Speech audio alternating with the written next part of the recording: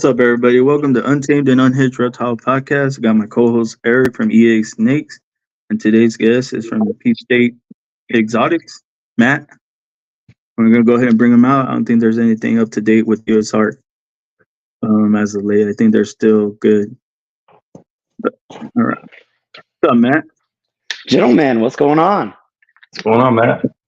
Not too much. The usual. So go ahead and tell us about who you are and what you work with. Okay, so I'm Matt. I'm with Peach State Pythons. So I work really with a lot. It really started. It was just the Burmese pythons. That's really what got me into it. That's what I was passionate about. As I was doing that, I was bestowed some retics. So they were given to me, and that kind of started that little path down the retics. Once I started working with them, really just kind of fell in love with them. So it was really just doing Burmese pythons, reticulated pythons, but just a huge reptile fan. So accumulated a couple things here and there. So I would say the main things. Something maybe we get into later. No longer allowed to breed Burmese pythons in Georgia. That passed last year, effective December 3rd. So the whole thing that got me into this was the berms, and can't do those anymore. So currently, retics are big. I working in with as retics take up a lot of space. They take up a lot of time because it's a big snake. Because you got to wrestle them. I have to find something else that falls that I really, really like, but maybe I can fit, like literally fit. So I work with some king snakes. I work with bull snakes. You can see up here, I got some clutches getting ready to hatch here in the next month or so, some king snakes and some bull snakes. So I do work with some colubrids. And then every now and then, I'm good for about every second or third year busting out a ball python clutch. So keep your eyes peeled. Every now and then I drop one of those. But, really the nuts and bolts of everything I've done is the berms. This is a US Arc Florida shirt. This is a snake I produced.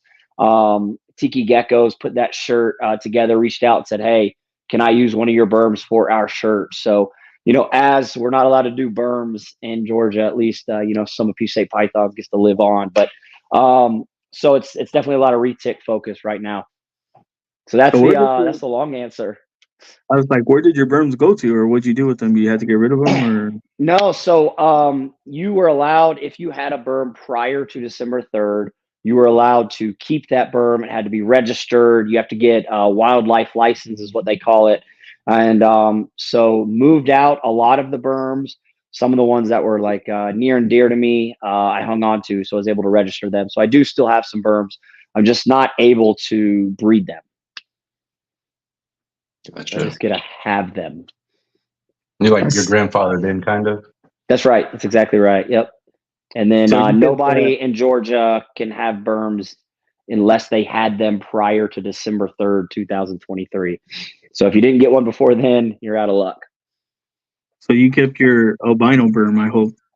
I have an albino or so around. Can you show him? Which one are you thinking of?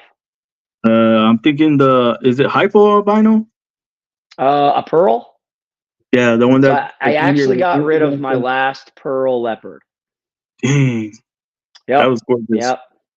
Yeah, that was a good one, man. But I had it was really tough because you're at this crunch time of like, what do I do? And this is something I've really pushed line breeding and doing the hypos, the pearls, the leopards, and everything that I really worked with. Got through to my third generation of them, and then you just got to like figure out what you're going to do. And so there were some that if somebody asked specifically about that animal and was okay with the price that I put out there, I was kind of put in a position to bite the bullet and get rid of it. So yeah, I don't have any more pearls.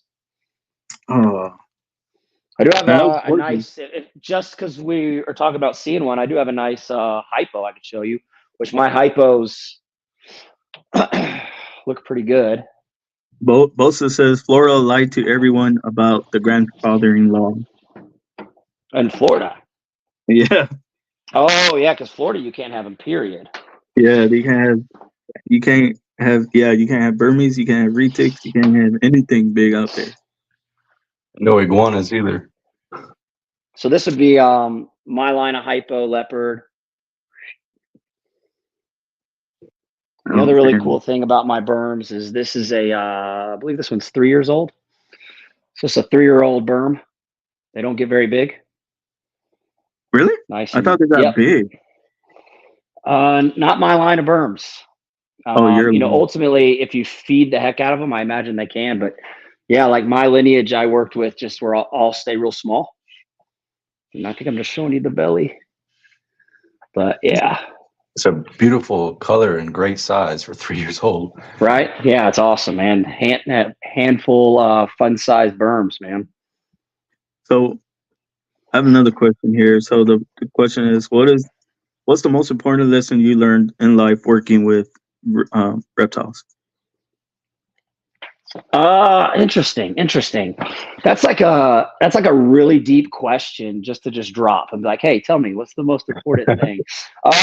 You know what? I said I had personal questions. No, it's good. No, but I want to make sure I give a really good answer. So I would say one of the really cool things, working with these snakes, working with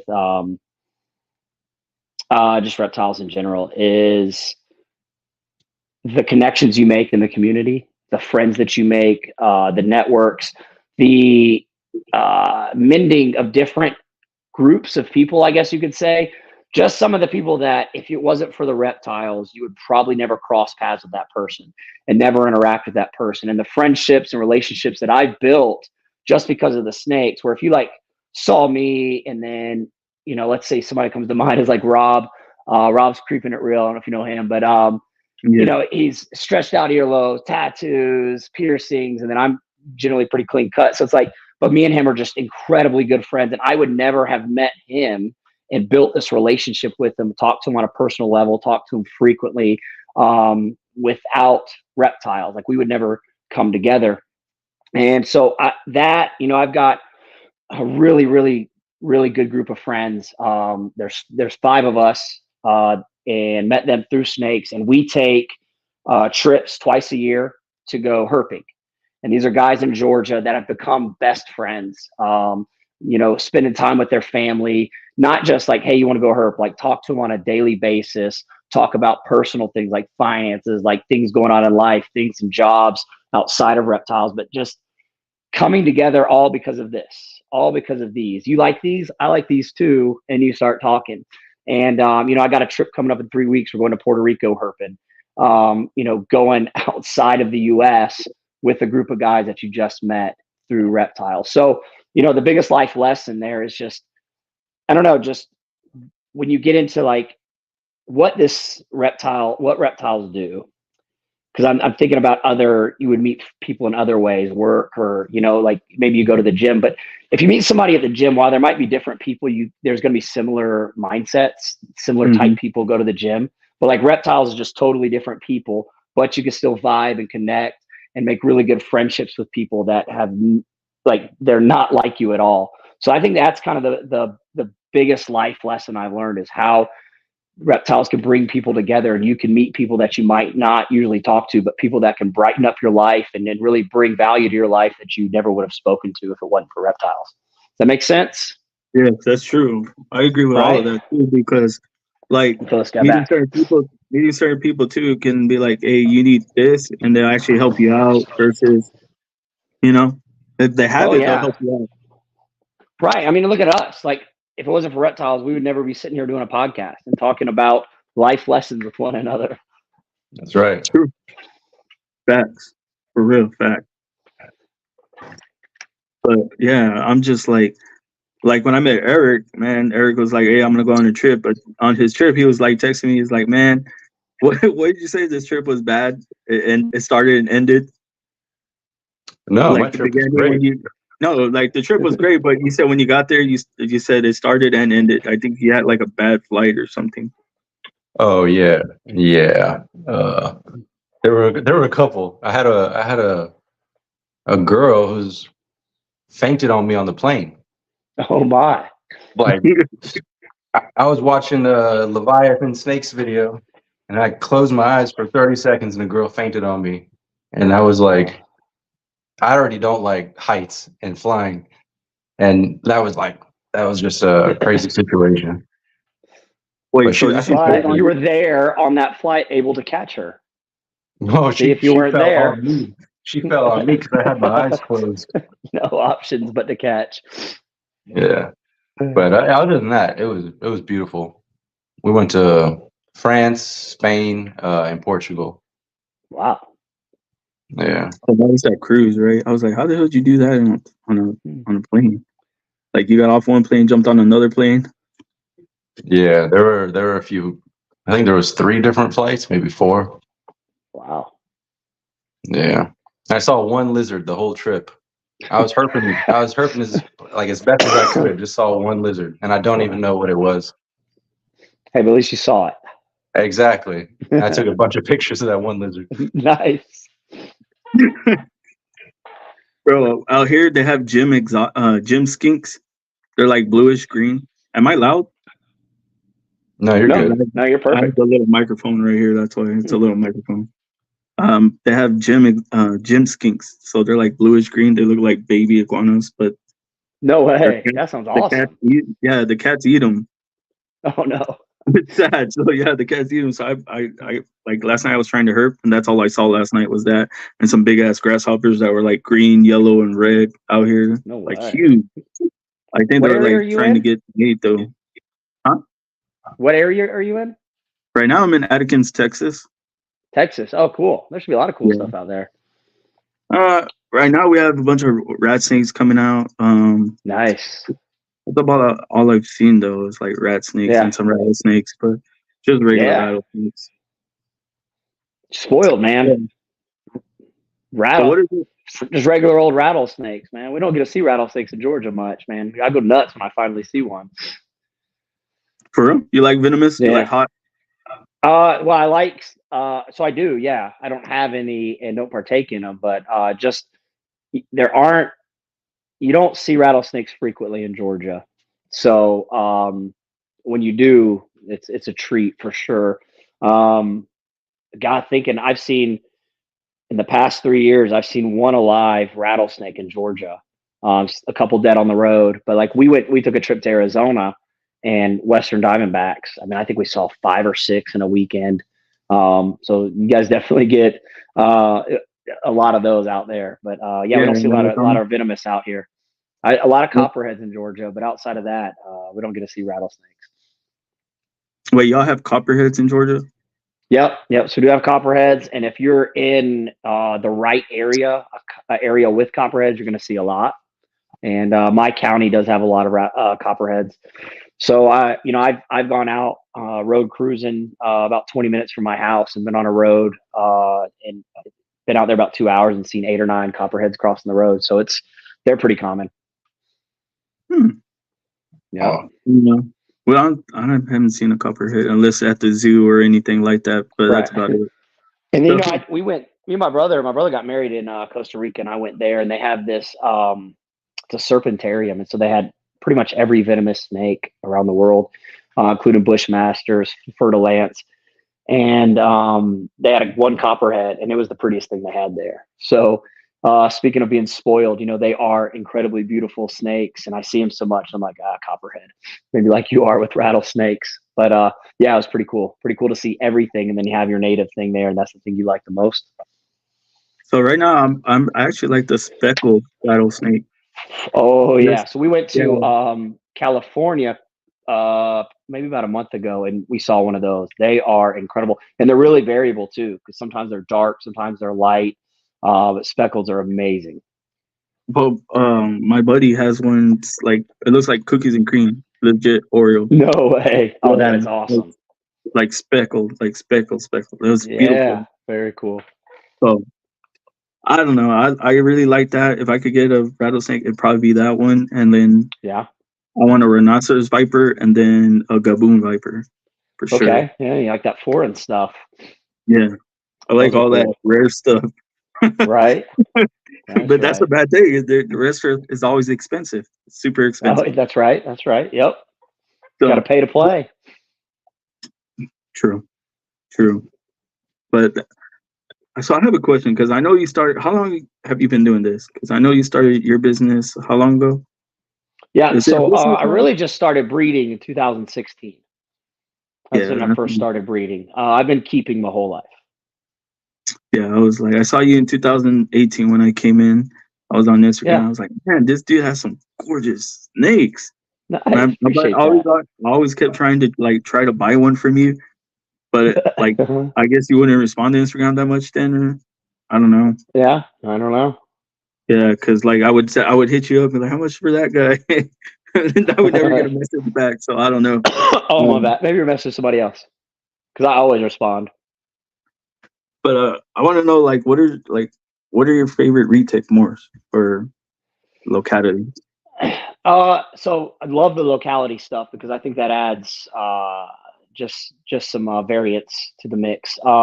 But Morse genetic stripe is my jam. That's what I really like. So what I've seen genetic stripe do, it's kind of this mutation that flies under the radar.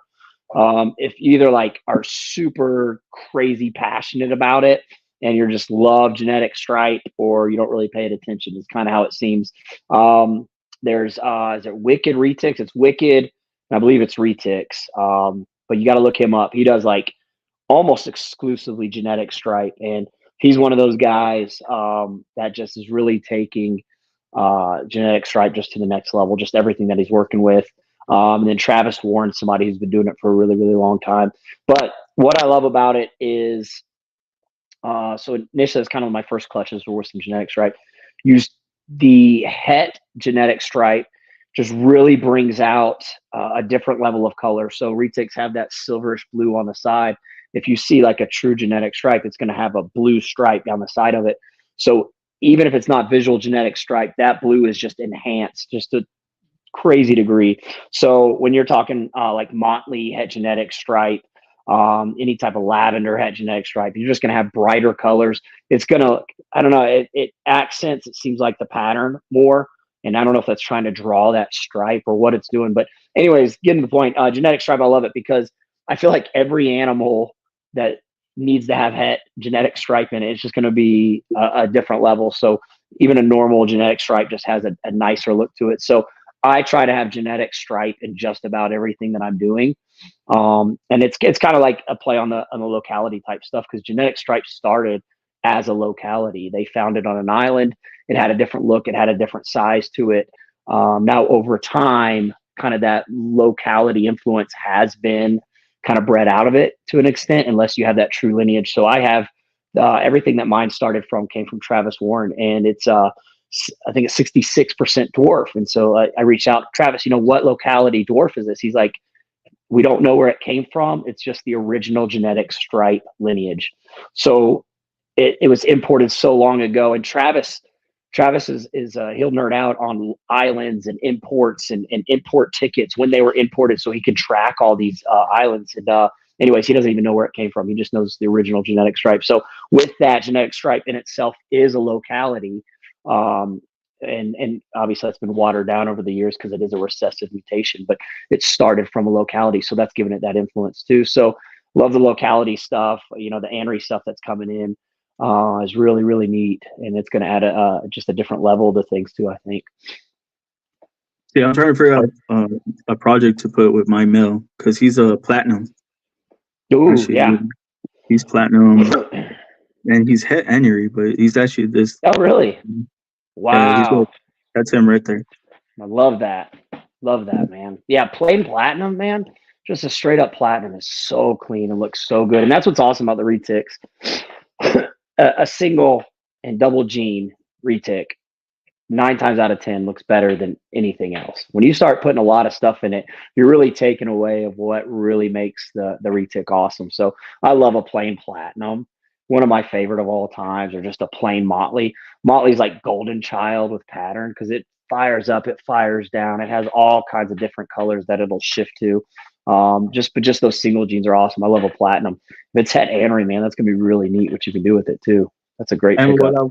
I got a female too here that the sponsor sent me, and she's het anery. Nice. What is that? Is that just a So, normal? yeah, it's just normal. And Wow, it's I love 50%, that. I think it's 56% het anery or something like that. Yeah, nice. So, Dude, that's a great animal. and she's gorgeous. She's actually bigger than that now, a lot bigger. I've had her for going on a year now, and she's getting pretty big. She's almost like That's 3 feet. awesome. Yeah. Wow, nice. So plus I feed her every week, every Yeah. other week. Not every Yeah. other week, but every like Friday, I guess. I feed them Friday. Nice. And they Yeah. actually just took Good way down to their do it. first 1 pound baby rabbit. So Whoa, nice, yeah. man. So it was pretty intense. Yeah. Would those be dwarf retics? Yeah, there were dwarf retics, yes. Okay. I got that female actually came from Reach Out Reptiles. Nice. Yeah. You know, that's a good And then animal. the male came from Lucas from Lab Exotics. Oh, that's going to be a good animal too. Dang. Yeah, so Those are 2 I'm great excited. breeders, Yeah. man. Yeah. Good for you. Those are good animals. So like for somebody starting out in like into retics, what would be like a good retic to invest into? Like what morphs would you get involved with? That's you know, that is such a like expansive question. So really, you narrow it down without an answer, right? So I can't give you an answer. You gotta when you're looking at retics and when you're thinking about a retic, just look at pictures of them. Look at the breeders you like. Look at the pictures that are popping, and you will over time. It doesn't take a ton of time, but you will over time kind of draw into. You'll notice what you're drawn to. So you'll see something be like, man, I love that. What is that? Oh, okay, that's the platinum motley. You'll be looking later, and then you'll just see yourself going back to platinum or going back to motley or going to, the anthrax or some other type of recessive. So that's what I always say. Whatever, don't chase what's popular. Don't chase what you think other people like, and don't look at morph market and chase the highest dollar thing. Now, there are times where money can be your motivator and that's what fires you up. But if you're doing snakes and you're talking about hours of cleaning poop, you're talking about thawing rodents, thawing pigs, feeding, spending hours on a day cleaning or feeding, and then you got to come back and then you got to clean, and then you got this snake firing out with a feeding response that you're having to dodge. Like if you got to really, really, really, really love that animal for that not to get old. And a lesson that I had, it was 2020, 2021. There's a guy, John D'Amiglio, and he bred retics, and he started like with a couple, and then he would add and he would add, and he only got the best of the best of the best. Everything he got came from the top breeders, and he was just so snobby and stuck up about everything that he got. And the day comes where he says, and a great friend of mine, just a phenomenal dude. And as he needed cage space or something, he'd be like, "Hey man, do you want, you want this animal?" So like one time I got right here, right in front of me is a Mochino Motley Het Titanium from Sal Daddy, one of the best retic breeders out there. And he's like, "Hey, I need to free up some cage space. You want this ready to breed female?" So he just gave it to me, right? So he's that type of guy. But getting to the point, he ends up getting out of retics, and he sends me a message, and he's like, "Hey, I can see the message, and it's like, hey, I have an exit strategy I think would work well for you." And I didn't even open the message because I'm like, the dude's going to give me his collection. This dude's about to just make me a deal that I have to take because he's just that type of guy. So, anyways, he made me a stupid deal. I jumped all over it and inherited his collection of just insane, high end animals, the best of the best. And here's the deal: I didn't love them. They were the best. They were just so high end, but they weren't my animals. I didn't pick those animals. And as much as I loved those animals and was so impressed looking at his when they became mine, and I had to clean them and I had to feed them and I had to do all of that, it wasn't the same as I have a normal het genetic stripe, low end animal that I just love that animal because I remember the day I got it. I remember why I got it. I remember how I got it. I remember when I said yes to getting that animal. So that animal means so much to me. Whereas, I had from him, Motley Anthrax, I had, what I have, Tiger, Proven Tiger, Motley Tiger, Het Anthrax. I just like high end orange glow marble, all kinds of stuff. Dude, one of the prettiest purple is a purple marble tiger, one of the prettiest snakes you could ever imagine. Didn't like it. It wasn't mine. So your question is, what would you tell people to get into? Get into what you love. Get into what's firing you up. Get into what you see every time you see it. Like, that's awesome. I got to have that. That's what you pursue, because that's what will keep you engaged. That's what will keep you going. That's what these days that suck where you're like, man, I'm so tired. Work's been kicking my butt, but I got to clean. You get down there and you clean, and that's your release. That's when you're having fun, is when you're cleaning, not like, oh, I got to clean this snake. Oh, this one's always a pain in my butt, because none of them are a pain in your butt if they're the one that you love and they're the one that you sought out, and the one that you had this plan and this project for.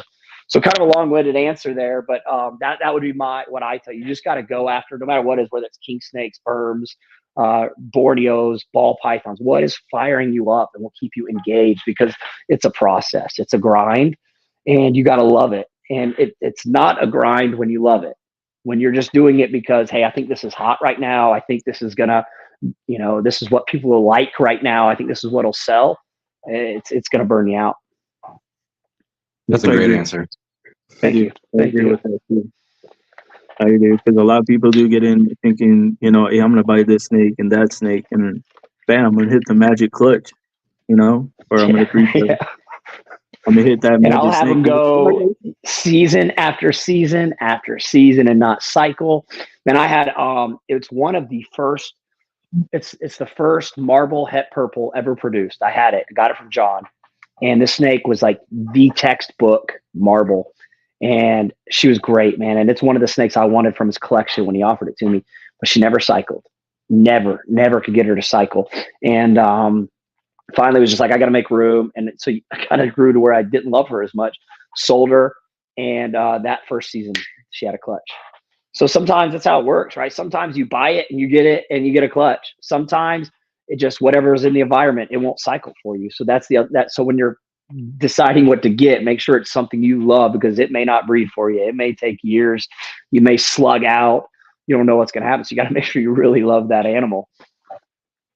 Oh, dude, I love my retics. Like, yep. When I came into the hobby, I was straight ball python, right? I was jumping on every snake, like, I need that. I'm gonna buy that, and I'm gonna get rich. Right. Right. It don't work that way. It don't work that way. And Sir. I tell the story every time, because when D&T retics put that first retic in my hand, I was like, yep, I'm sold. I gotta refund everything. It's different. I gotta get out of ball pythons. I gotta redo this and that. So now I work with retic and my colubrids. I went back to what I loved, like what I got into in the beginning, what drew me into the hobby, which is rat snakes. So I got I got a lutistic blue-eyed rat snake that I got from he comes on Trap Talk with MJ a lot. Yeah. I forgot his name. But he's like a co-host with them sometimes. He does like crazy stuff, like he pops up in his underwear on the live. Oh, Dave Levinson. There you go, Dave. I got the rat snake. That's all you had to say, man. That's all you had to say. Yeah, Dave's awesome. So that's a good animal.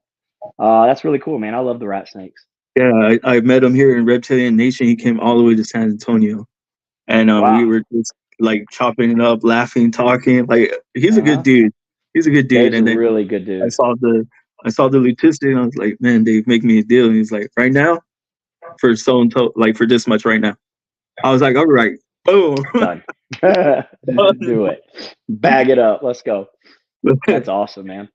So since you're working with retics in Georgia, like, how's the marketing out there? Like, where do you see the future of retic going out there? So I don't know. It's tough to say, man.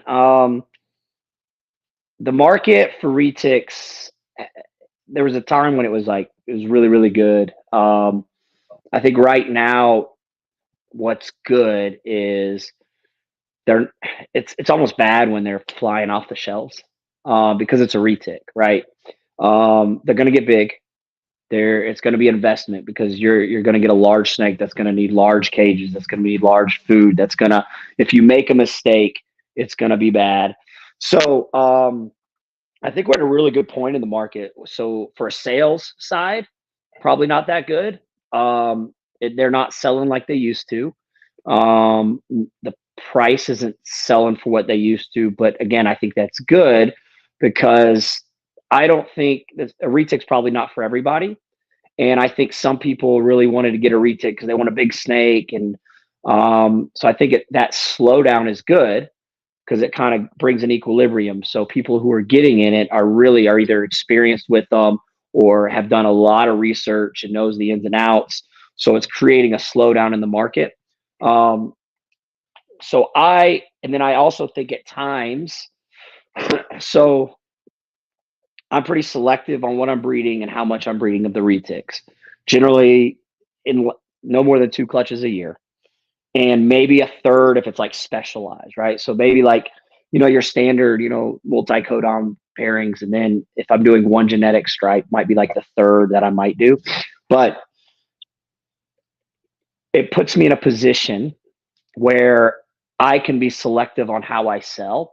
So sometimes back when like the market was just like crazy and people wanted them a lot, if somebody messaged me who I didn't know, I would go look at their page and try to find them on Facebook and try to see their experience level, try to see, do they have other animals, and then gear my conversation for the sales aspect accordingly. So if I didn't see any other snakes, if I didn't see any snakes of this scale, and then sometimes depending on the language in which they're messaging, you can kind of tell that they're not really targeted on what they want. And so it allowed me, because I didn't have 70 babies to sell, I might have had 15 from this clutch and maybe 20 that I'm getting ready to sell. So I was able to keep it controlled. And so then I might ask questions, have you ever had a retic? Are you familiar with them? Why do you want a retic? Whereas like if it's somebody who had a bunch or is a breeder, somebody I know, be like, cool, here's what I want for it. Boom, no questions asked. But if they didn't, you try to talk and go into it, a conversation, because I'm not going to tell anybody no, but let's talk about some things first. Whereas like sometimes sales is just saying buzzwords and engaging a conversation and make them like you. But instead when I don't have a lot, I can have a conversation with them that almost vets them. Is this somebody I, want my snake to go to, and maybe price it accordingly. And sometimes, if the price is higher, it weeds out the people who maybe don't really want a retic or just want a retic to be cool. So I can raise my price. And if that person wants to pay that money, then they're vested and they're willing to make that investment. So to answer your question, the market, I don't have to do that as much now. I don't get as many inquiries. And when I do, I'm able to have just one-on-one conversations with the people and get them the snake they want. Because that's the other thing. If you just message me and say, hey, what do you have? Generally, the answer for me will be like, well, are you looking for something specific? Because that helps me, number one, shorten our conversation instead of just being, here's a price list. It helps me get you in the snake that you like. But at the same time, if you're like, nah, just give me something cheap, or I don't know what I want, well, sometimes people don't know the names of the morphs. So, okay, is there a color that you're kind of drawn to? Do you like earth tones? Do you like albino?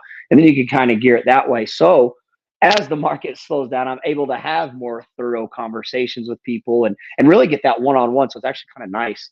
So I think that was like a really long answer to the question that you asked, but it has slowed down, but there's a positive to it because I don't think retics are something everybody needs to have, 100, 120 babies every year and just start, throwing them out there. Because I'll tell you, when I took in John's, they came with a lot of babies that were ready to be sold.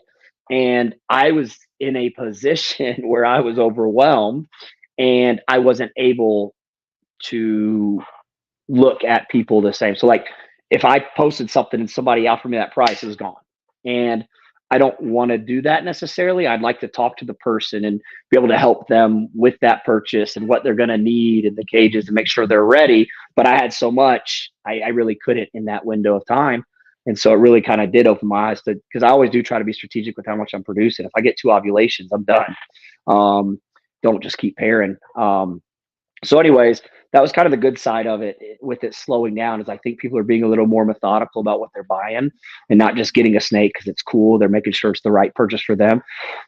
And then as like some of these breeders are branching out and doing other things, there's more options for people out there too, so maybe they don't have to get that retic. They can get something that's smaller, but still has that, fun nature to hold. And cause they kind of, you can kind of play with the retic. It's not like a ball python that just sits there. Like they kind of crawl and interact. So there might be something similar that they could get as people are branching out, breeding more stuff. That makes sense.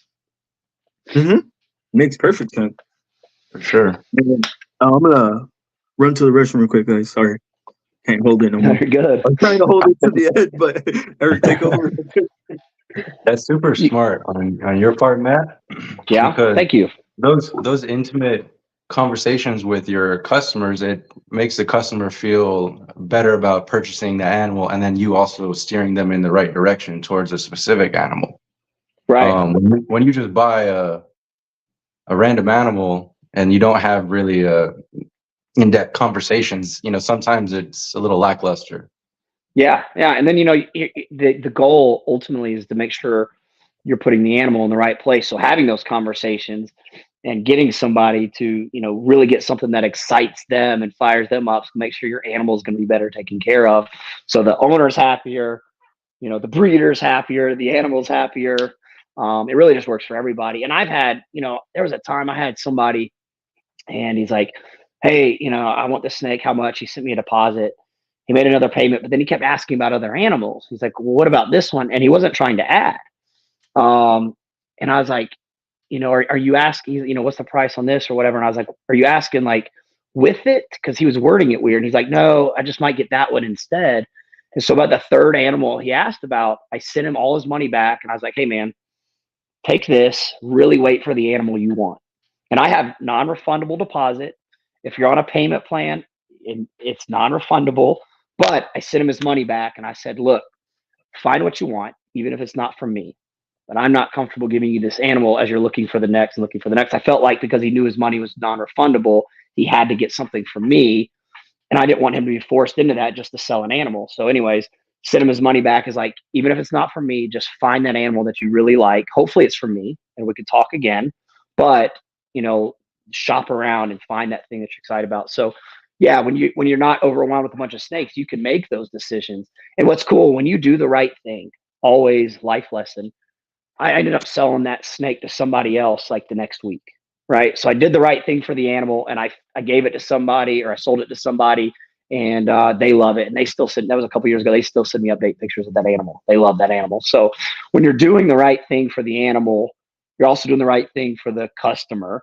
And hopefully that person, bought one from somebody that he didn't end up buying from me, but hopefully bought one from somebody else that he loves at the time, and it's just, that's what taking the time to have those conversations can do. And it's not just about the sell and and that's long term, right? Because if you're just trying to put animals out there, you're not going to get repeat business. If you're taking the time to talk, you're going to get your animals in a good place and they're going to be happy with that animal. They're going to come back to you to get another one. So really it's just this revolving door of everybody winning. Yeah, I agree. And thank you for complimenting it. What was the question? I missed it. He was just mentioning how he thought it was smart how I take the time to talk to the customers, get them the right animal, and yeah. I think that's super important because sometimes people focus on colors and stuff like that. Well, it really is about the specific animal. Mm-hmm. It's not what it looks like, Mm-hmm. That's right. It's a good point too, right? How is that animal? Because with retics, is crazy is some of them move real fast. They're not mean. They're not, nothing's like bad about them. They just move a lot. And then some of them are just chill and slow. And you can tell it from a baby. So, that's something to keep in mind. If somebody asks about temperament, maybe put them in one of the ones out of the clutch that's a little slower moving. Because they stay that way. It's so weird. Some of them are just as adults. They're sweet, but man, they don't sit still. It's like resting a fire hydrant or a fire hose. Whereas like some of them will just hang out and sit in your lap. So it's funny you say that, man, because that one I got from Lucas, the platinum, he told me too, when I went into his room, he's like, this is what I got. And he opened that drawer. As soon as he opened it, came out fighting. And it was flighty too. So he stayed that way. He's still flighty and he's still bitey. Because even when I go to pick him up, sometimes he like tries to bite back at me, but I don't put him down. And then he chills out. He chills out.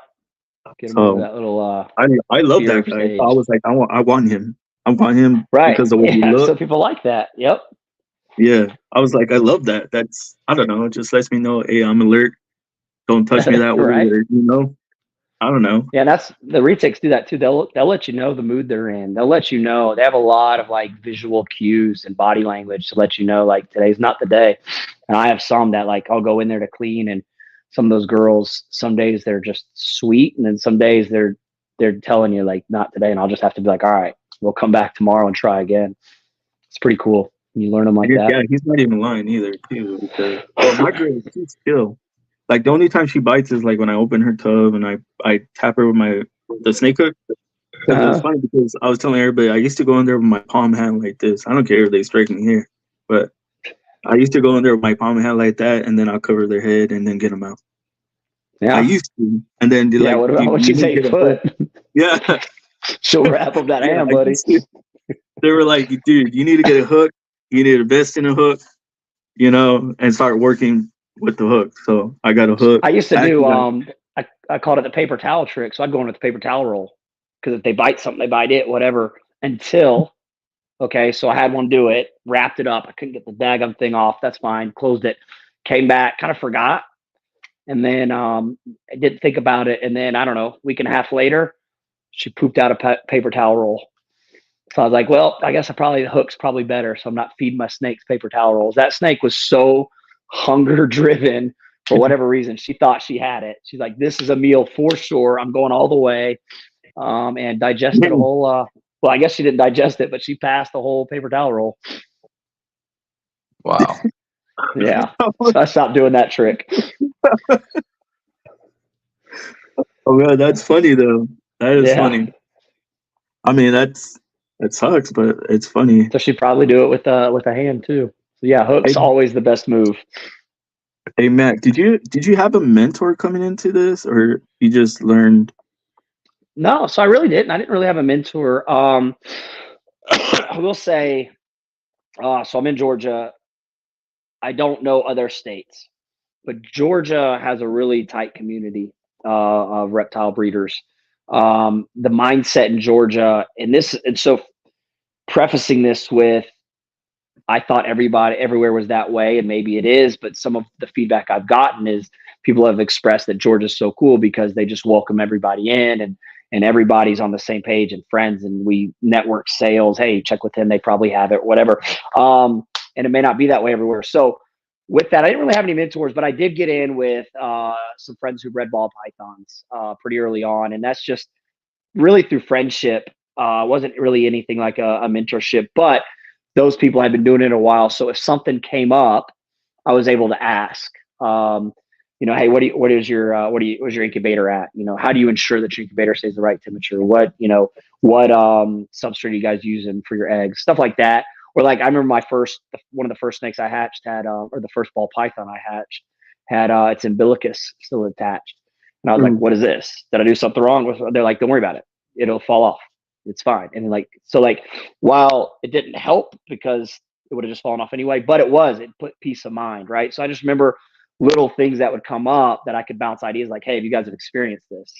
So not necessarily mentor, but I did have like some really good people around me that if something weird popped up, I was able to ask about it and, kind of get reassurance or direction. I asked you that question. What I should ask you was like, if you were mentoring me or Eric, like what advice would you give us?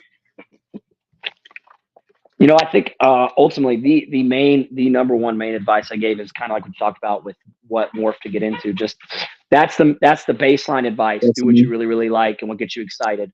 Then as a mentor, I'm here to receive any other questions you might have or any direction that you come up with, because there's a couple things. It's so broad and there's such a wide range in which you can be successful that you don't necessarily have to dial it down. Some people do ambient. Some people do, a hot side and a cold side. There's so much variance that for me to tell you, hey, do it this way, as a mentor, I might not be doing the right thing because you may do it a different way and then you could teach me. So generally, I would think as a mentor, I'm here to answer your questions and help you and direct you with my experience. Not necessarily set you up with like, do this, do that. But the number one thing I would say, and do not deviate from, is do what you really, really love and really fires you up. And speaking of like variances, I have a buddy and he reached out to me the other day. He's like, hey man, what's the longest you've ever gone without your retics laying after the post-ovulation shed? And I was able to tell them, especially the retics, like, I don't even count anymore because they're so unpredictable and there's such a variance. I've had them not shed and lay. I've had them shed twice. I've had them be right on day 30. I've had them go longer. So when I get an ovulation, I just say, cool, I'm getting eggs eventually. And I don't even look at nothing else. And he's like, really? That's crazy. And then he just messaged me the other day and he's like, yeah, you're right. And he sent me a picture of her second shed before she laid. And that snake's gravid. I mean, she's full of eggs. You can tell. And she had a second shed. Mm-hmm. So, going back to like, it's the advice. There's just so much variance that I would just let you guys shoot me questions and then I would field them based on my experience. But there's just so many different ways to do things. Do you like paper? Or do you like cocoa? What do you use for substrate? They both work and they both work great. What cages do you like? I have Freedom Breeder with the drawers. I have PVC. They work great. What do you like? So, a lot of the advice is just, it all works, What's crazy though, too, you got like people coming at people right now on TikTok about racks versus enclosures. Yeah.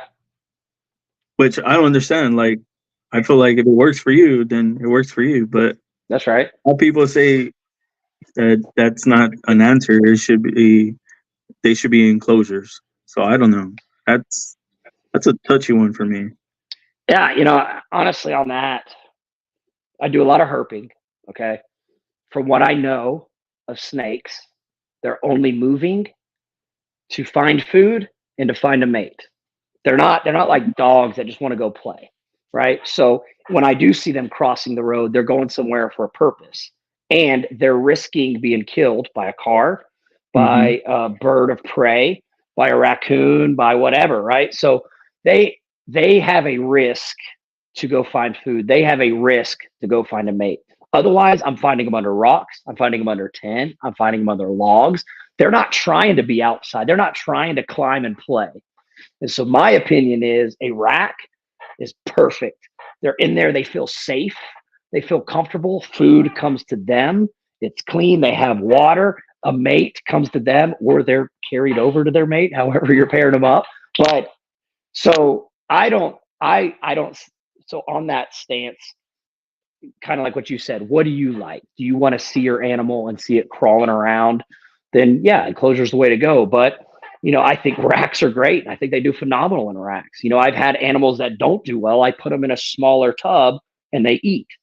So that larger tub stressed them out. They didn't feel comfortable. They want to get under that rock.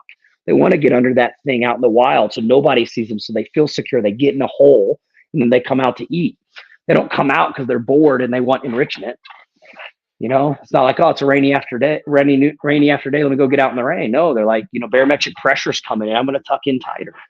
So as you say that's my opinion. The big girls, so I've been to the zoo and I've seen, let's just say Zoo Atlanta, because I haven't been to many other zoos, but they have like a lion and a tiger, and they don't look like muscular. They do look kind of skinny, right? And I imagine that's because they just kind of lay there and get fed. But come pick up one of these 12, 14-foot retics and tell me that isn't the strongest thing you ever felt in your life. I cleaned one this morning, and she's in a it's a 6 by 3 by 3. She's not holding on to anything. She was literally just pushing straight down to the bottom of the cage, and I couldn't lift her. She was defying gravity. Like, I could not lift the snake, and all she was doing was pressing down.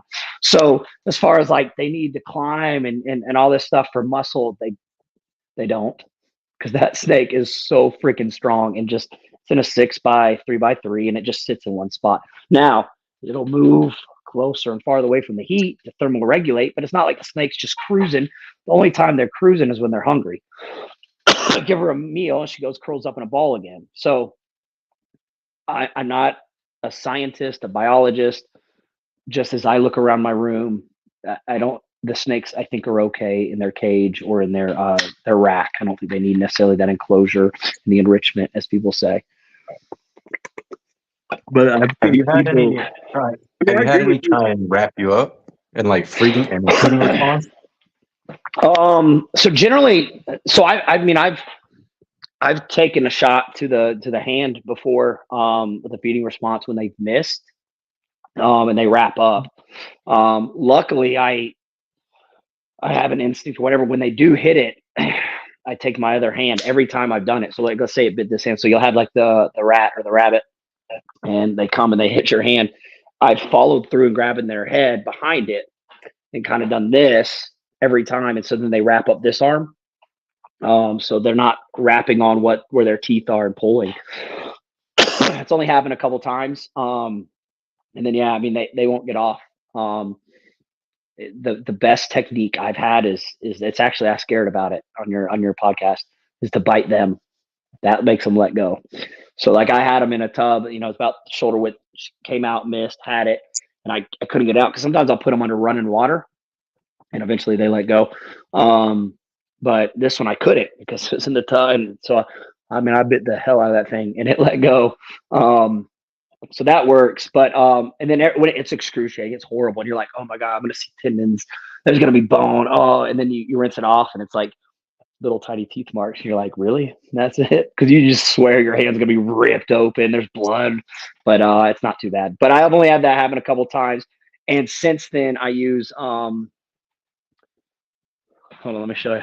I was gonna say though, but people only think that because of that. Oh yeah, that. I want This one is of what those. I feed with now.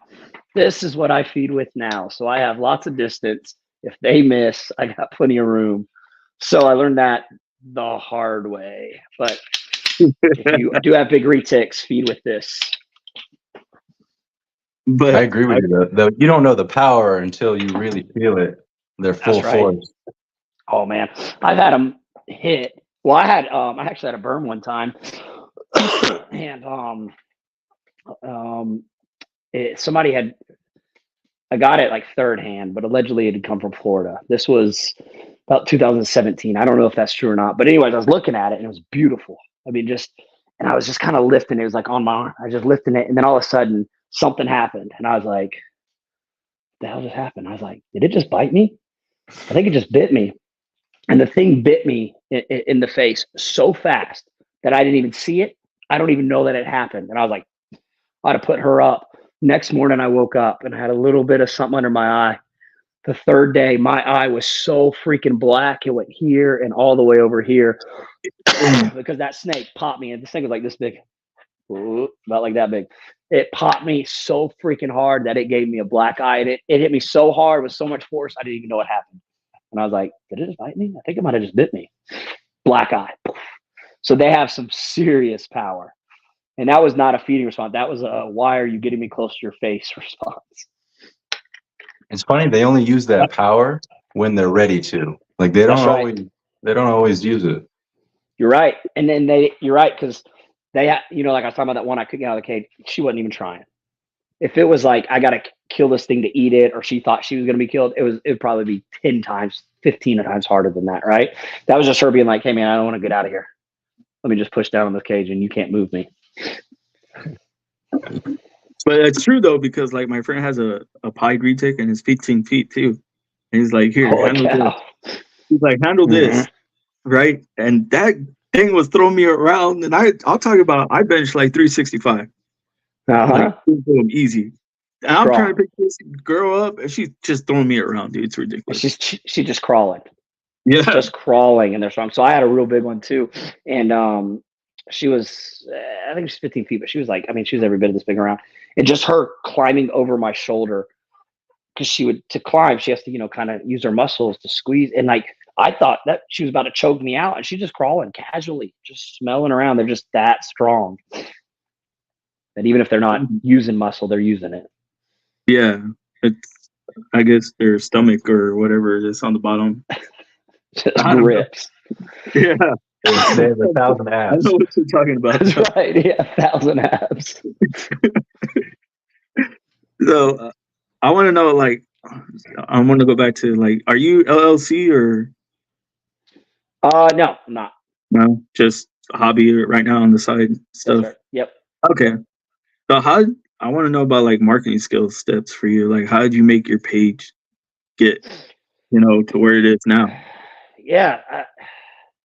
So the algorithm has changed like crazy. Yeah. Okay. So I don't know. It's not doing well. It's not growing right now.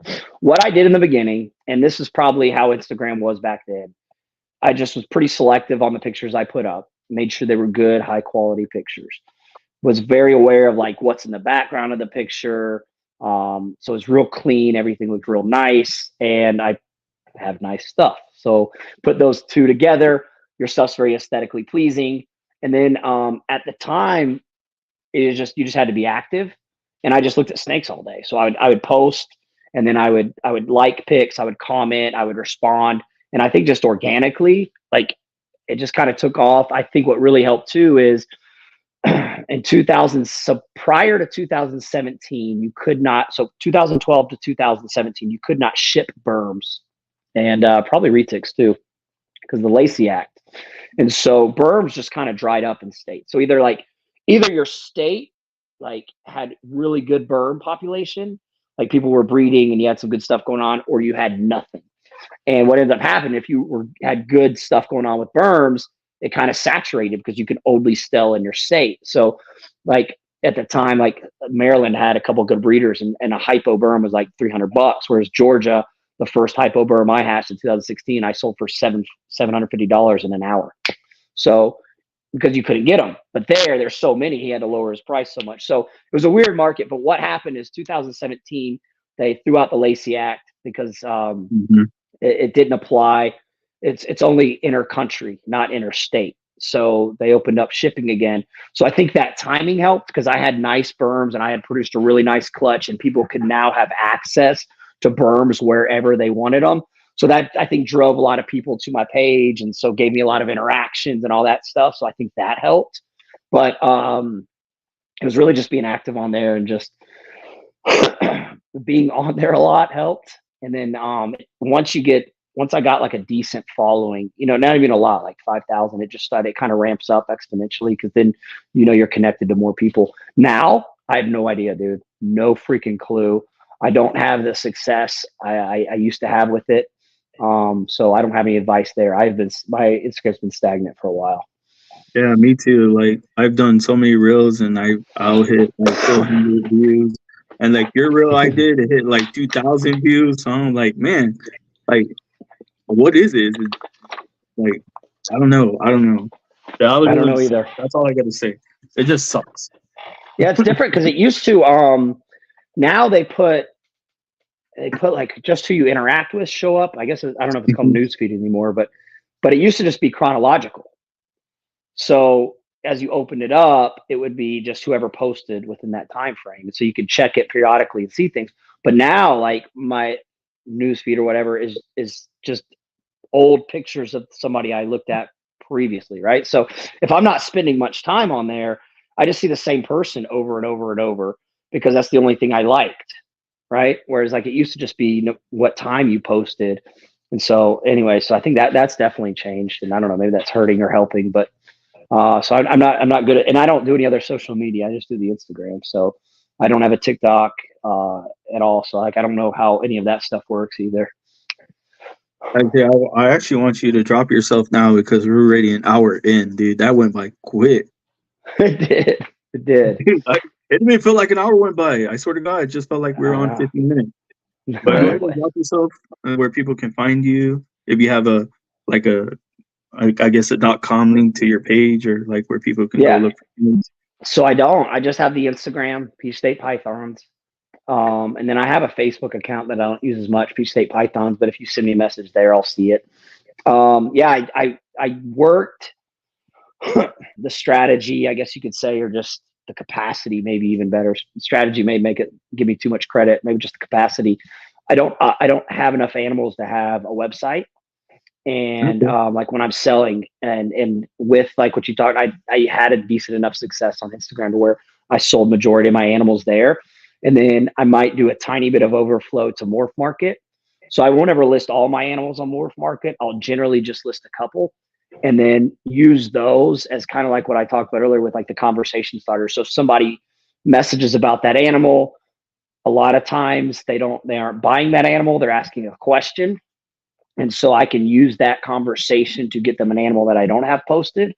So I generally don't post a lot on Morph Market either, just a couple here and there. And that's just because I don't produce a ton of animals. So as far as finding me, Instagram is going to be the best bet, or really potentially your only bet to find me.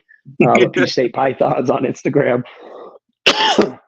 Yeah, I actually think I hit you up on Facebook because I think that's where I found you first. So Yeah. I think that's why you didn't answer me, because it was on Facebook, not Instagram. That's probably why. The Instagram, I'm usually pretty good at answering questions, especially if you're asking about an animal specifically. So it didn't sound like me, but if it was on Facebook, yeah, that's probably what happened. My bad. So I got Glad you found me on Instagram. I'm like, I got a ton of questions to ask you though, because like, man, but I'm just like time too. I don't want to keep you on so long either. And I'm good. So, like, do you have a favorite project you're working right now? Do you have eggs? Like, what's your favorite? I guess what you're working with. So, yeah, I don't have a favorite. Because I really spent all my time doing this on the line breeding of the Burmese pythons, the working on reducing the patterns, the leopard, brightening the hypos, and just not so much chasing a morph or mutation of the bird, but really my lineage. And so when you ask that, that was my bread and butter. That's what I love. That's what fired me up. I don't have that anymore. So, a lot of the genetic stripe stuff with the retics.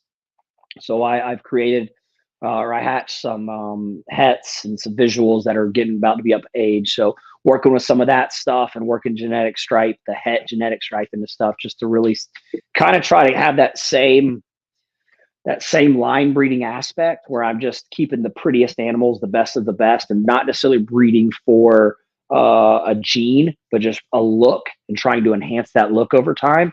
So some of my G stripe stuff's getting to that age. So I'm pretty excited about that. Some of the colubrid stuff, I got about 2 weeks. I'll have Apalachicola king snakes, specifically from Liberty County.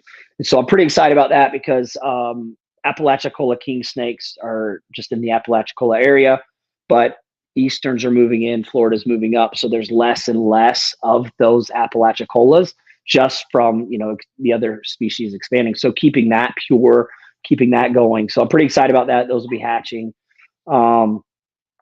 And, I'd say those are the top things. And then, dabbling with the bull snakes, they're a lot of fun. So, got those hatching this year. But as far as projects, it's really just refining the retics and seeing what I can do as far as line breeding and the polygenic type stuff over the next few years to replace my burms. I'm kind of sad because that's exactly what I wanted from you, was a Burmese python. I'm sad. Yeah, it stings, man. It definitely stings. The positive, well, I guess not positive, but what I can appreciate about it is, you think they're banning burms because they're big snakes, whatever, and everybody's instant action question is, what about the retics? Can you keep those? So the reason they banned the Burmese python is there is a lung parasite that they can carry, and they're having an issue with that in Florida because they're wild in Florida. Okay.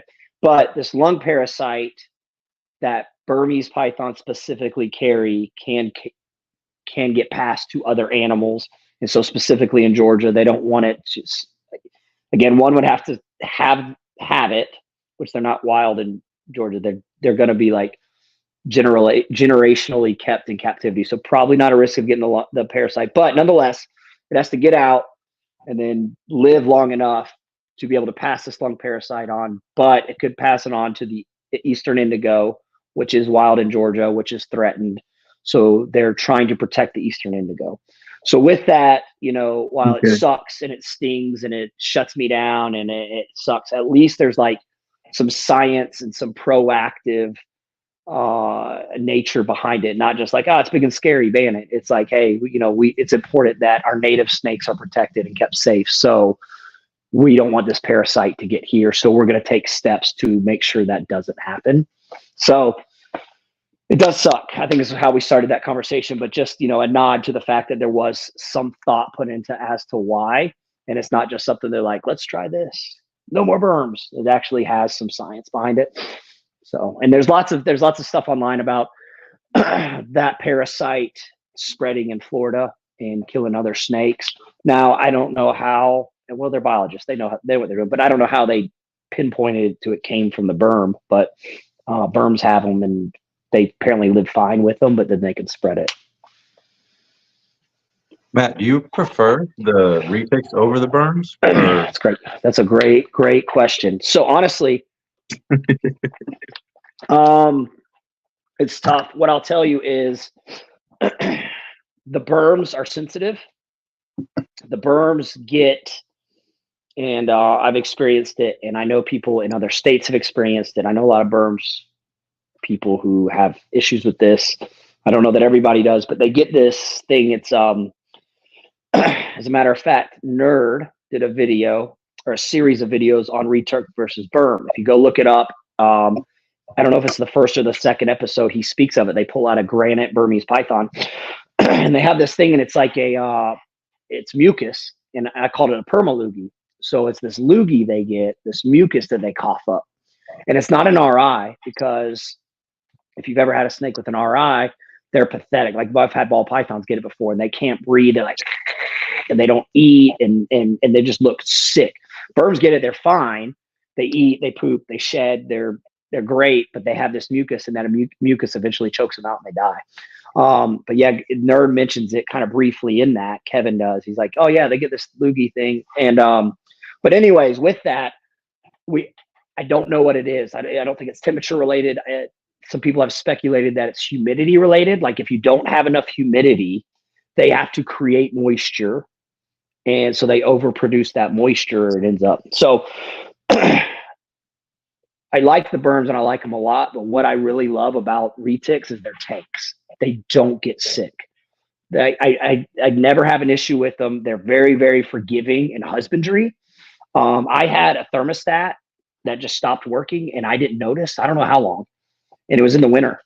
And those snakes are like at low 70s, and they were eating and they were pooping, and like nothing was wrong. Nothing indicated like, hey, why aren't they eating? They were fine at like low 70s, and I'm like, wait a minute, is this thing?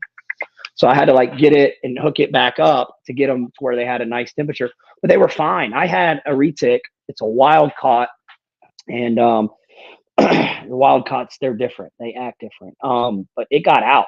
It's a 12-foot snake.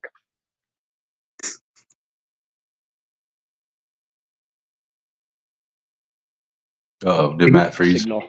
Yeah, I think You're there. Okay. there you go. So how do you not find a 12-foot snake? It's got to be somewhere. I couldn't find the thing. This is the day after Thanksgiving. Couldn't find this snake, and I'm like, oh my god. I was like, there's going to be on the news. Somebody found a 12-foot snake out in the woods, right? Couldn't find it. And I was like, yeah, I don't know what to do. So, anyways, fast forward a month. The day after, it's actually Christmas Eve. I'm upstairs eating, and I hear something downstairs, and I'm like, did I not close the cage? I come down here, don't see anything, open up where my water heater is, and that snake had come out. It had gotten in the floor.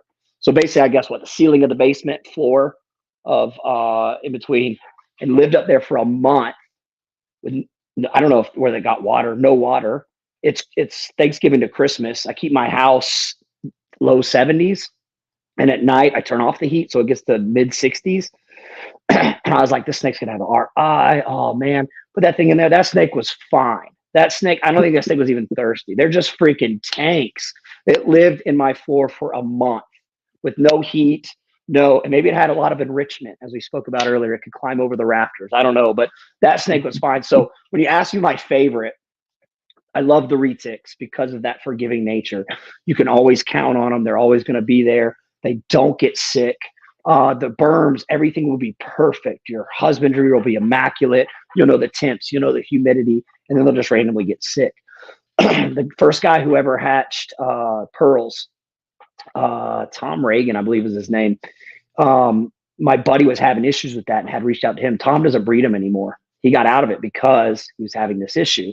And he said his advice was, look, just count on every year your best berm dying. Like, just plan that. And that was his mindset on it. And I'll be honest, I experience that sometimes. So when you ask me my favorite, I love berms. I will always love berms. They'll always be number one. However, if as you're doing this and you're working projects, that sensitivity that they had made it really frustrating and unpredictable. Whereas like a retic, you're going to see your project through because they're fine. They can handle anything. So I love that about them. Their consistency, their tanks. You have the variance in all the different genetic mutations, all the different looks. We're working the localities into them now, getting a little different looks there. So I don't have an answer. scrub back through that rant to decide what you think my favorite is, because I don't know. But there's definitely pluses and minuses to them. I'm like, I Gotcha. don't know. I kind of got retics was my favorite, but I don't know. Definitely more You love dependable. burms too. So yeah, I don't know. That was an iffy one. That was Yeah, good answer though. I like the way you answered that though. Thank you. But Michael Voorhees, my mentor, actually in retics, says that you produce some badass stuff, top notch. Oh, I know Michael. I love that guy. Hell yeah. Thanks, Michael. I Yeah, message him every now and then. yeah, he's my mentor. That's why I asked when if he had a mentor or Oh, anybody come in. Yeah, he's the one that's he's been in mentoring Texas, me. right? Yes, I think Yeah, he's got like I a think zoo. Midland. Yeah, Midland, Texas, and he has tigers. Ah, And all that. yeah. That guy's cool. I Tiger like that guy. guy. Yeah, I've talked to him a few times. Cool. That's a good mentor, man. Oh, thank you. And he gets on my ass too when I don't call him or talk to him. Yeah, Nice. he's like, "Where you been at?" But dude, he's been busy too. He's been He's got to building a be. whole nother. Yeah, with all the retics he's working. Sure. And, some tigers on the side. No big deal. No big deal. Right. Some tigers, yeah. On the side, no big deal. Tiger here and there. All right.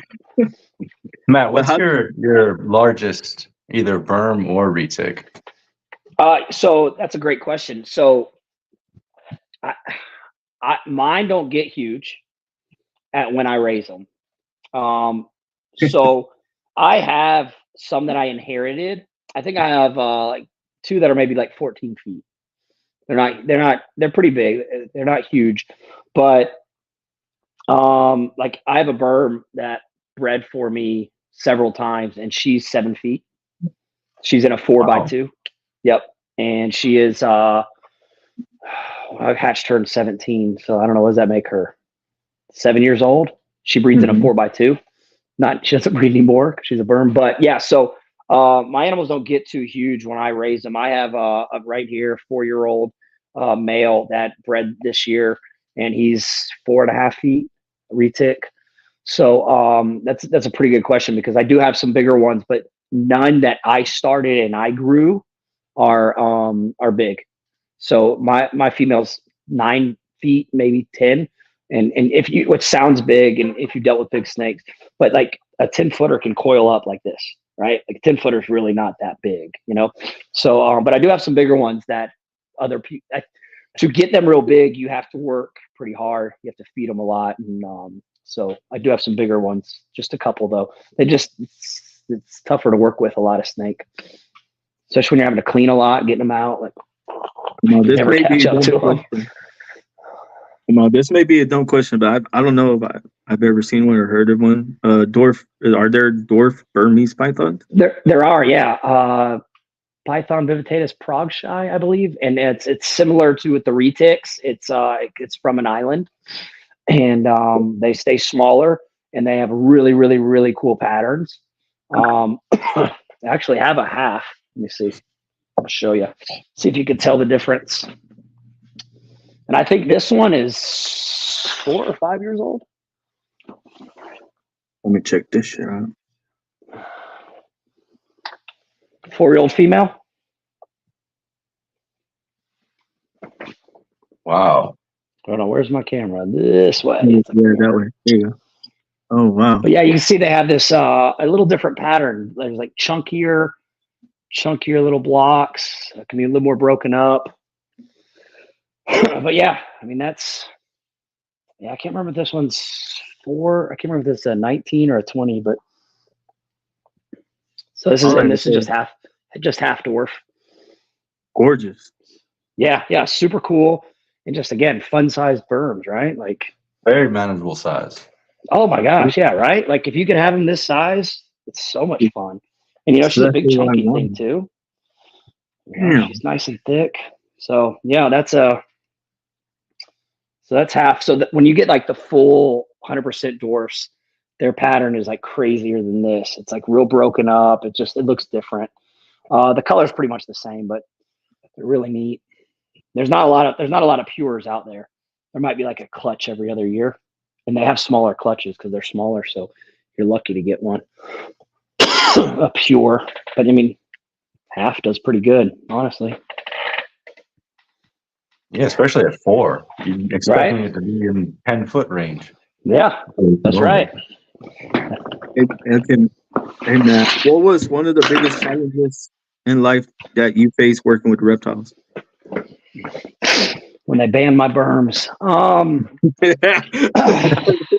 I was gonna say that too, but Objectively, all right. So pulling away from that specifically and saying, when they ban the berms, but that's a challenge, right? Because I've spent really centering my business around and my name and my brand around these berms that I've created and worked with. Because leopard, a lot of people don't like the term leopard because I think at one point people are trying to do leopard and then it didn't work, or I don't know what the deal is, but so people didn't like using that term. So like I kind of fought it and I was like, it's something I could.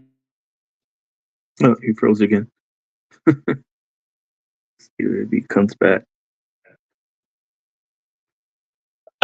And so doing that and getting to that next generation, then all of a sudden I can't do it.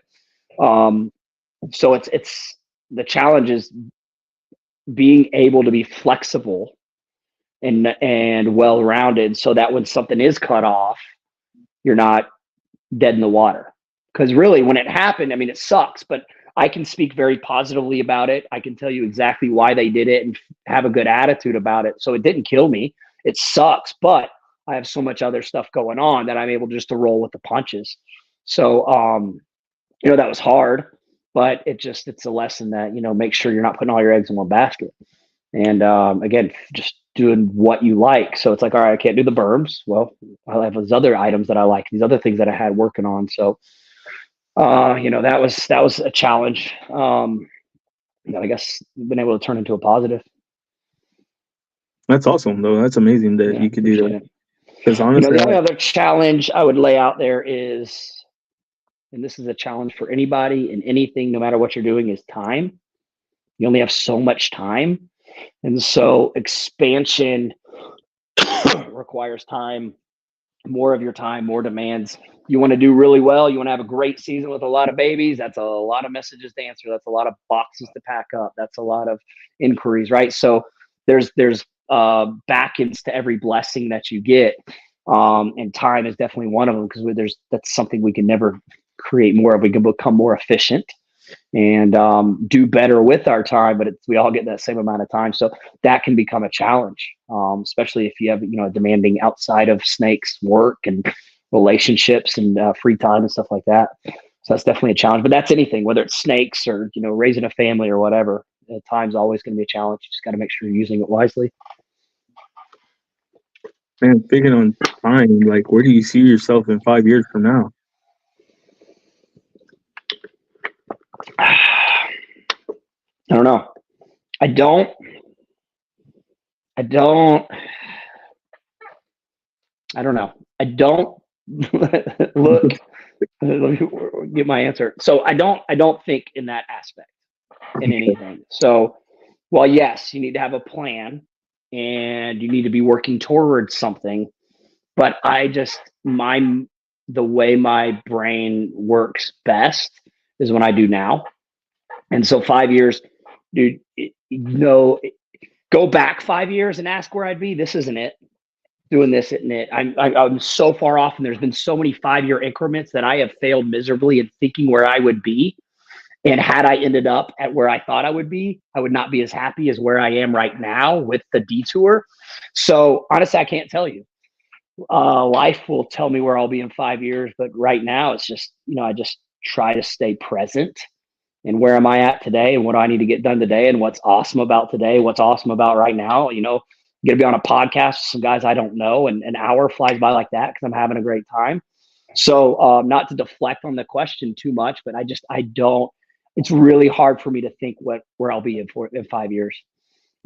Objectively, I'm very happy with where I'm at and what I'm doing work wise outside of work snakes. I would be perfectly. It's easy for me to say where I'm going to be in 5 years, the same as X-Spot, doing the same as X, because it's great and I really am happy. So maybe that's the answer. I was like, you sound like my mentor, Mike. I think he said that he likes being where he's at. his snake. And that's a great place to be. You know, there's a difference between complacency and you know, consistency and happiness, right? Like sometimes we miss how awesome right now is because we're trying to get to that next step. But you also can't be like, this is good enough for me. We always have to be improving every day. But you know, you got to find that balance. You know, you got to be happy with where you are today, but you can't be like just complacent, like this is good enough, because you can always do better. So it's a deep battle. That's so true. Especially working out guy, right? Right? Like working out, like, well, how much you want to bench at this time? You know, what's your goals? You know, what's like, it doesn't matter what my goal is. I have to make sure I'm training right. I have to make sure I'm recovering right. I have to make sure I'm eating right. I have to do all these things to get there. And maybe I'll have the 405 bench, but maybe it'll just be 400. Either way, I'm just doing today what I can to put myself in the position to bench 405. Right. Yep. And then whether you get there or not, as long as that process and that journey is enjoyable and you're enjoying each day of it, the 405 isn't success or failure. Every day that you did well is a success. Oh my God. Right. Mike says, will Matt grow a full head of hair in 5 years? Yeah, absolutely not. I'm trying to make up for it on my face. Looks great, by the way. Well, thank you. Appreciate that. Man, like that one guy we had on last night, Joe. Man, his beard was like long. I was like, what do you put in that thing?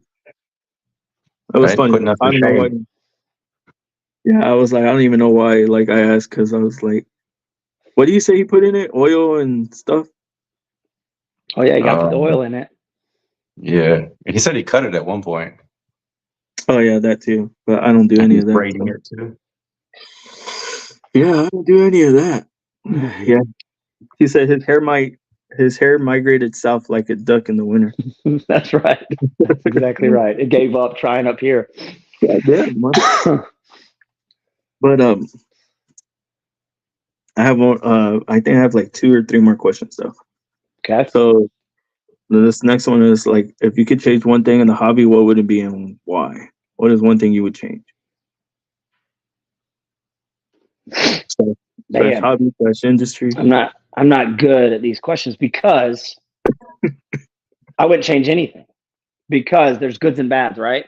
Yeah. There's always going to be goods and bads, and you need the goods and bads, because how can I be good if there's not a bad? How can there not be ways to separate yourself from somebody else if there's not bads and negatives? So you need those. You need the good and the evil. You need the bads. I can't think of what I would change. All right, so let me take a step back. That was probably a little too deep. What I would like to see is people ensuring they're ready for the commitment of specific animals. Sometimes with the reptiles, people get them sometimes just to be cool. Hey, I have this big snake or whatever, and they're not really in it for the animal. But that's the case with everything. Like dogs, it's the same. You know, there's people who just get dogs because they think it's cool, but they don't take care of the dog appropriately, right? People do it with kids, right? That's why there's defects, right? So to just specifically say that's just in the reptile industry, that's not fair. So that's why I like my first answer was like, you need both, but at the same time, maybe just an opportunity to say, hey, before you get that sulcata, make sure that's going to be your great grandbaby's turtle, because it's going to live for hundreds of years. See, that's funny because I was talking to somebody right now and they want to breed sulcatas. I was like, let's do it. Let's build an enclosure outside, block it off, log it off so they can't dig under it, because they're going to dig, but. Oh, they dig, and they dig out of there. I got a buddy, he doesn't do it anymore, but long story, but he had this place, Noah's Ark in Georgia, and he took in tigers and bears and people who had like pets that they shouldn't have had. They came to Noah's Ark, and they took in like foster children. They did a lot of really good stuff, but he had to where he couldn't take any more sulcatas because people would just be like, can you take my tortoise? Can you take it? And all these big ones, because people don't realize they're going to dig, they're going to push, They're going to get huge. They eat a ton and their poop's big. And it's just one of those animals where, you could get a redfoot or like a leopard where it's not going to get quite as big and it'll be a little more manageable. Because the cicadas, man, it's crazy. They're like this. They're so freaking cute. How are you this big? Yeah. And then they're what, $50 at a show? Like, why wouldn't you get it? But it's because that son of a gun's going to live for centuries and it's going to get huge. So it's definitely one of the ones that I kind of feel bad when I see a sulcata, because there are really cool tortoises are awesome, man. They like you, they come to you, but you don't have to have the super giant one. It's kind of like, I talked about the barrier to entry, that price. If you get rid of sulcatas and if you want something big, you got to go to the Aldabra and you got to pay that money. That's going to keep people out from just impulsively buying this cute thing. But again, that's every pet industry. There's dogs that are neglected and cats and stuff. So not just reptiles. People do that. True. That's sadly true. So Mike had a question for you. He said, "What is Matt's biggest long-term goal to produce the one morph he wants to hatch?" See, I've gotten away from the morph, and really just into the lineage thing, and then the line breeding. So to answer here's a real easy answer, right? Because when you think of that question, you're thinking of like this big, long-term, crazy goal. You know what I want to hatch? A freaking motley golden child. That's it. That is the coolest retic. It's black, it's dark, it's iridescent, and I keep missing it. I produced it in Mochino. I produced it in lavender. And then I had another morph that I produced it in. I produced it with platinum, but I haven't produced just a 2-gene motley golden child. And that's my favorite retic morph. So there, you can have that. It's very attainable. I was like, yeah, that's exactly what I want, is a motley golden child or the albino golden child. Yeah, albino golden child's what really got me real excited about retics. This is one of my favorite morphs. And I have a lavender golden child het genetic stripe, and the genetic stripe golden so the genetics albino genetic stripe golden child is insane. So that is like a very specific project I will be working. It's pretty neat looking. I was like, "You have one?" I don't have the visual. Nope. I was like, let me see that thing. I was like, let me see that. Dope. But yeah, I love golden child. So exactly, like golden child gets excited about retics. Like, I want one so bad. Golden child's awesome. I love golden child. He's like, it's one of the most impressive, because there's a lot of variations in them too. Because just dropping a platinum in there, or even just so I worked with Orange Glow, which is with the caramel and the purples. Yeah. And I think my Mochino as well was it was mocha and white.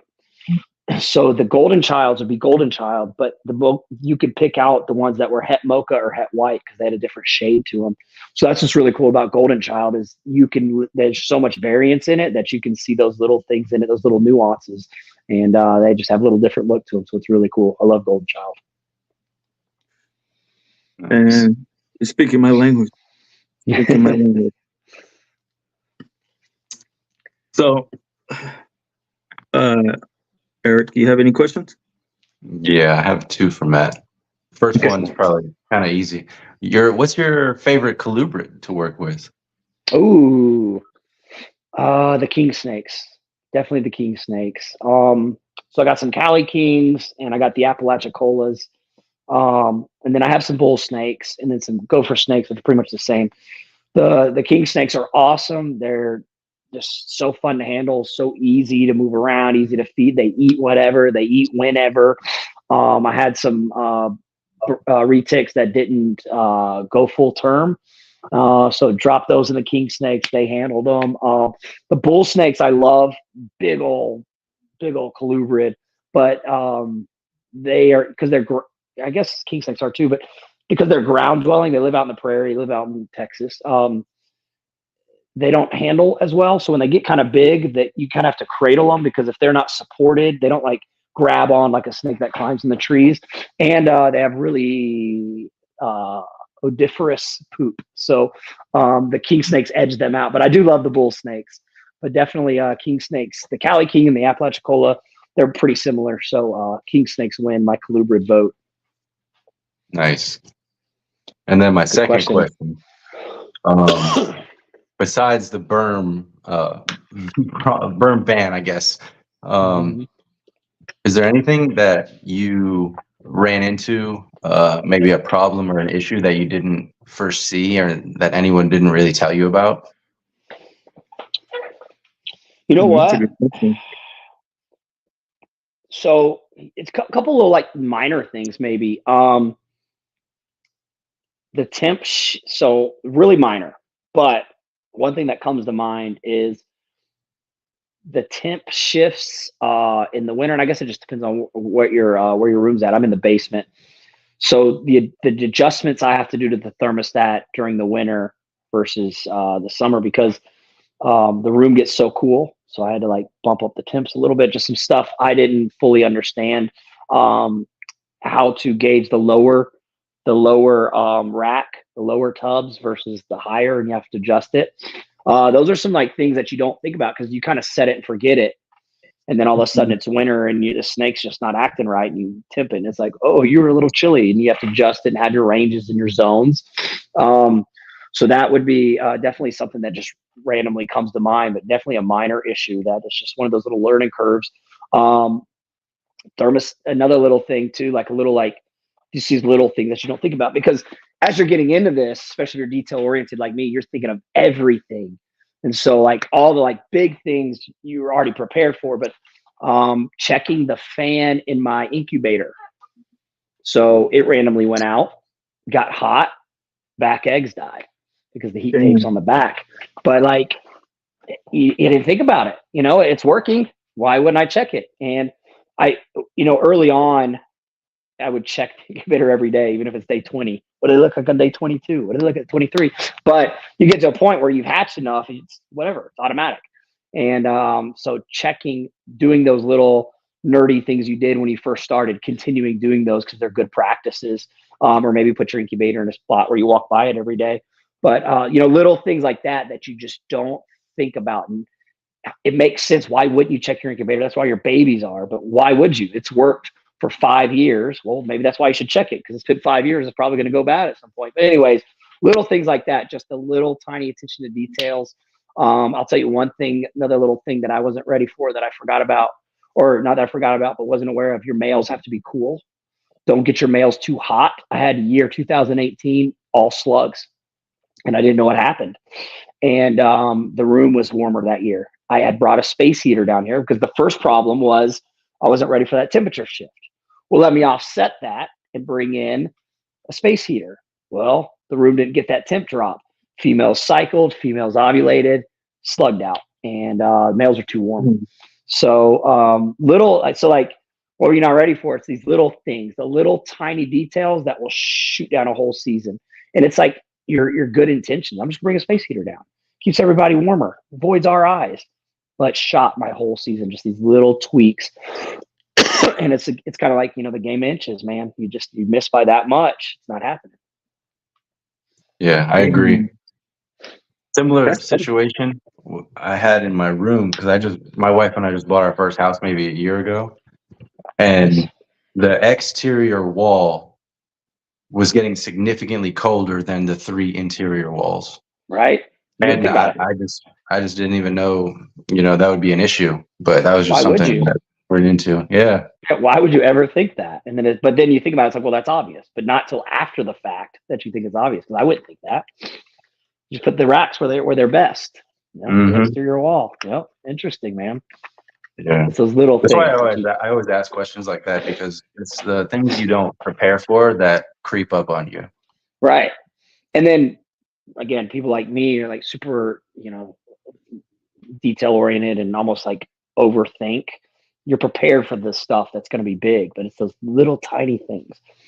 Like it would be like, hey, make sure all the walls are the same temperature. Nobody ever think of that, right?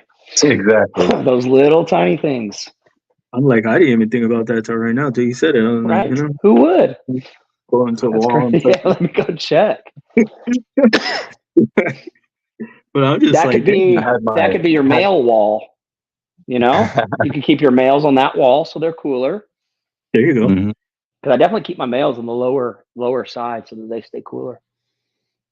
Well, I So had Mike the said, PVC enclosures facing the back end up against the exterior wall, and the only ventilation is on the back. So then it was just not drafty. Yeah, it was getting kind of cooler in the enclosures, and I couldn't really figure out why until I touched the wall. I was like, wait a minute, this is really cold for You noticed it Florida early. standards. Right. and like Mike says that he has a Platy, Sunfire, Mochaccino, Golden Child, Pied Tigers dropping this year. Yeah. I can't even keep up with all of that. Dang, that's gonna be stacked. Yeah. And then it took 20 Dang. years of keeping into the new building I built. And I'm already seeing stuff I wish I did different a month in it. Wow. So That's true. he took 20 years of keeping, and he built that new building, and he's already seen stuff he wants to do Just different. based upon his 20 years experience, I'm gonna do this. And it's like, I left that part out. Yep. It fucks though. See, that's what I'm afraid of. Like, if I get to that level, I know I'm gonna forget something. And I'm like you. Like when I have my reptiles, I'm detail oriented, and I'm organized. I have to keep everything organized. I don't know. I think it's almost, but that might almost be to a fault, right? Because we're so like methodical about everything, but there's so much of this that you can't predict. An animal's going to act a certain way. There's going to be a colder spot in your room. There's going to be one of your zones, and your herp stat isn't going to line up right. So it's almost like, because we are so methodical, like set it and forget it. It's exactly how I want it. I've done the research. I've done it. I've gunned it 20 times.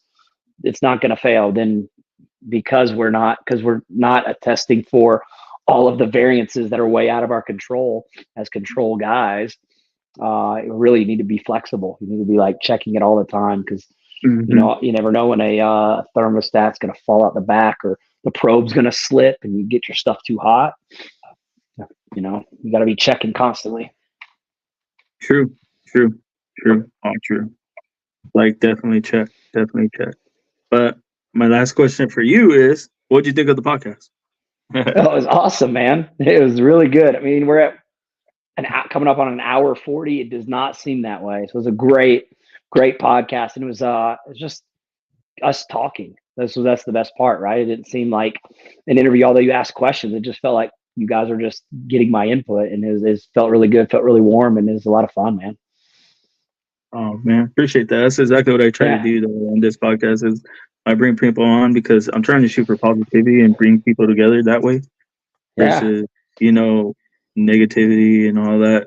I'm not trying to because I always get people when I ask them on the podcast, they'll be like, "What are you trying to do? Set me up? Are you trying to come at me sideways?" And I'm like, "No, it's not an interrogation." Yeah, I just want to get to know you, like on the podcast. Like I want people to know you. Yeah, and you asked good questions that allowed me to be open-ended, where it was, I could carry on for a while. So great job on the questions, and it was a lot of fun. I've done quite a few, so this is definitely it's not like my first one. I'm saying I guess it went well. No, it was really well. I had a lot of fun. I'm glad you asked. I'm glad you reached out. I would definitely bring you back for a part 2, though. I'll definitely bring you back. Definitely. Probably I'll bring you on with Mike. Hopefully when he's there you go. Time free. So that'd be dope. There you go. That would be. But if Eric has any other questions, and we can get on out of here. Appreciate your time. Yeah, no, I asked all my questions already. The only thing I really got left to say is go support USARK Florida. Hey, nope. we're repping, baby. I move my hair out, buddy. Right. That is my last question for Matt, actually. Like, what does he think of USARK? Like, what's your take on USARK? I love USARK. Love Phil. Got to work with them like one-on-one. Well, not one-on-one. So a group of us Georgia people working directly with Phil to see all the steps he was taking directly with Georgia DNR, which, Georgia's not really on the radar like Florida, because they just kind of snuck in like, hey, you can't have berms, and they did tegus as well. But it wasn't like a big deal. And to see Phil jump into action the way he did, we were doing conference calls, we were doing Zoom meetings. He came down, he found an attorney in Atlanta, he challenged it. He came and had meetings directly with Georgia DNR, explaining our side and trying to compromise. And he had some strategies that were really, really, really intelligent. And and we'll just say he was, just so US Arc, they do so much good. And I was able to, because again, when you're like kind of just a member and you just kind of donate and you see some auctions and stuff, you don't really know what's happening. But with the quickness that he jumped on the issues in Georgia and got everybody on board, it was just, honestly, when I was on those calls with them, it's like, how does he keep all this straight, and how is he that intelligent? And I don't know. So if anybody doesn't know what US Arc does, like, I guess it's like an organization. Like, I was firsthand with Phil watching everything that he did and how quick he did it and how proactive he was organizing the calls. We're like, we probably should be, right? We're in Georgia, like, hey man, when can we have a call? He was like, guys, when are we having this call? What have you guys done? Here's what you need to do. So I love US Arc. They really do work. It's not just I don't know, a website or a social media or just a picture. It is really, they're at work constantly. And I got to experience. It was a really cool experience. And he did what he could for us. Not that we didn't get our way, so he didn't do a good job. It's one of those things. There was nothing that we can do. But so anyways, your funds, if you are a member or if you're thinking to be a member, it goes to use, because that's the other thing I'm thinking is like, because with my work outside of snakes, we have to use attorneys and stuff, and they're expensive, man. They charge you to answer an email, a lot of money just to respond to your email. Like, he was getting an attorney, he was having meetings, he was setting up the attorney to have meetings with DNR, and it's like, we're going to run out of money. I don't know where he's getting it, but so they use the funds, they use it well, and they need it too. So it's going to good use. Oh yeah. Well said. Thank you. Right? Thank you. That was really well said. That was badass, actually. I like that. Yeah. Jeremy, though, in It's Georgia, pretty cool. no? Is what? Jeremy from Brassman Reptiles, he's not in Georgia no more? No, he's in North Carolina. Oh, okay. I thought he was in Georgia Yep. for some reason. Yep. He's near us. He comes here a lot. Yeah, I was going to say, I've seen him out there a lot, too. Always talking about US Art. And then when, I guess when the Lacey Act, they were trying to catch it there, he was out there trying to get people. Well, you know what? Speaking of Jeremy, like Jeremy's, when he caught wind of this Georgia thing, he did a Instagram call with me and 3 other breeders, and he's not in Georgia. He's like, here's what you guys need to do. Tell me the scoop. What do you guys think? What do you guys need from me? I'll reach out here. So even he was just like organizing stuff. So that's a guy who really cares, really passionate. He's highly love that guy. Yeah, Jeremy. Great guy. I love Jeremy. I actually got that whole lineup at the end of this month is US Art. So I don't know. I'm trying to think of something to do, like, to where they're on there, if they get people to watch them, donate something to them, help them out. Oh yeah, that'd be cool. Yeah. I don't know. I'm trying to figure something out with that. But man, I appreciate you coming on, Matt. We're right at Absolutely. 45 minutes.